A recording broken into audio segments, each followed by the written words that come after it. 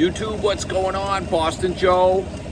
It is only May, and we're in New England, super hot, and my AC 2016 Silverado, very, very common. Something seems to just leak away or something happens with these Silverados. Almost everybody loses AC around 100. Hey, it's a long time to have it. So anyway, just gonna try and do 2 minutes or less how to recharge with the AC Pro thing you can get at Walmart with the gauge itself. So here we go. First thing, I've already done it. Start up the vehicle, have it running. AC temperature set low, fan on high. You see the AC on, and I've got it on the front vents so that I got all the front vents blowing air. I'm gonna give you a temperature reading here. 110. That's probably a little bit in the sun right there. 108. Okay, inside the engine bay, they want you to find the low pressure port. That is the larger hose. You don't have to worry about mixing this up. I was worried about it when I first read it.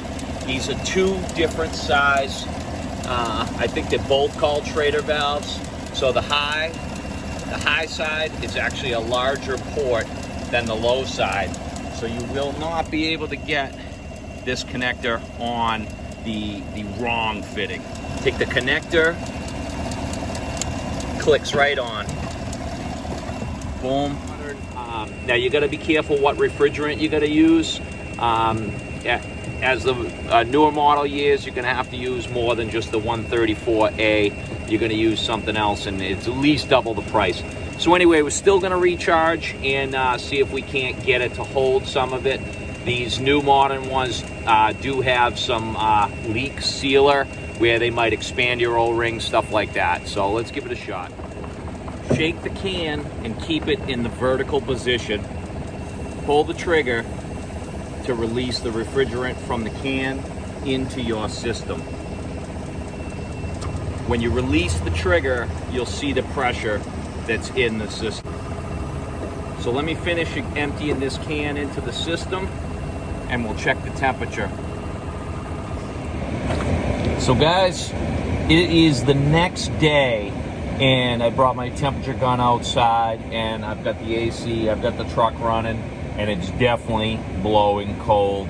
So it's holding pressure, and basically when I use my test gun, I'm actually getting temperature readings down in the 30s. It doesn't seem like it's that cold, but it's definitely working very well. So, and I don't think I have a leak. So honestly, for a $36 can of AC Freon, it worked very well.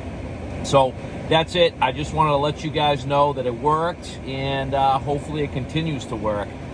If it doesn't hold it, you know, I'm basically gonna schedule with a local tech that can do dyed refrigerant and find a leak, and then you go from there. But if you've got no leak, this is the way to go. So guys, if you thought this video was at all helpful, give me a thumbs up.